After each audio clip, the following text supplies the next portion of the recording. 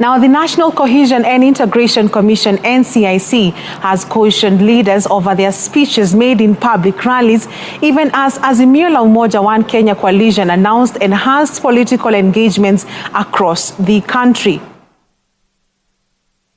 According to the Reverend Samuel Kobia-led commission, the utterances have been fueling a trend in hate speech on social media ever since the rallies began. And as Dolly Mirigi tells us, the commission has reiterated that all politicians will be held to account for their public pronouncements at political events. A day after Vuko Korogosho MCA Absalom Onyango was released over incitement charges, the National Cohesion and Integration Commission (NCIC) that raised the matter today convened a meeting refusing to soften its stance on its calls to the political class to tone down on the rhetoric. These as Azimio la Umoja One coalition led by its leader Raila Odinga held two public rallies in the recent past to castigate the Kenya Kwanza government of President William Ruto. It was in one of the rallies that the Korogosho MCA got himself in trouble. Odinga has meanwhile announced plans to hold a major rally in Kibra, Nairobi this weekend, signaling an intensified push as he seeks to hold President Ruto's government accountable.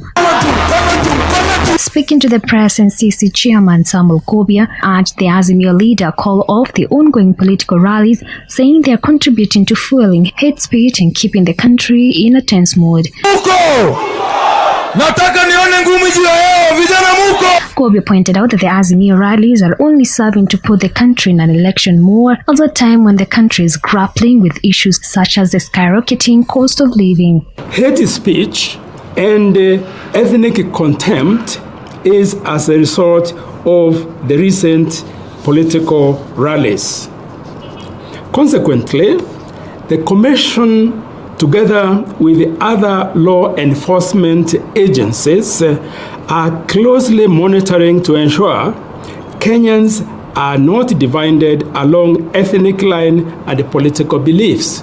Kobia, however, widened the net and put all leaders, especially politicians, on the radar, telling them that they'll be held personally accountable for their words and actions, regardless of the political affiliation. Leaders who speak at these political rallies must be aware that they will be held personally responsible for their utterances.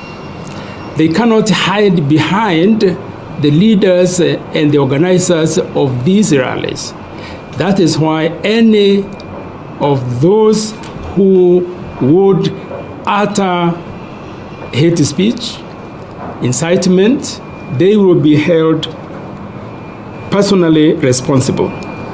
Kobia's remarks come few days after the commission earlier warned that the recent political development could plunge the country into chaos if not well managed and if leaders fail to be responsible, especially on matters of ethnicity. We would like to call upon the former Prime Minister to cease with these political rallies and any plans that might be there for demonstrations, because Kenya cannot afford that when we are living in such hard times, economically speaking.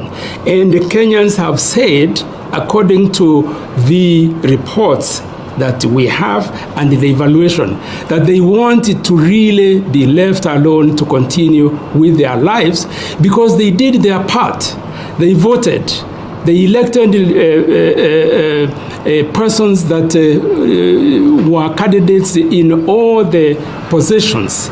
And therefore, having done their responsibility, civic responsibility, they wanted to be left to continue with their lives.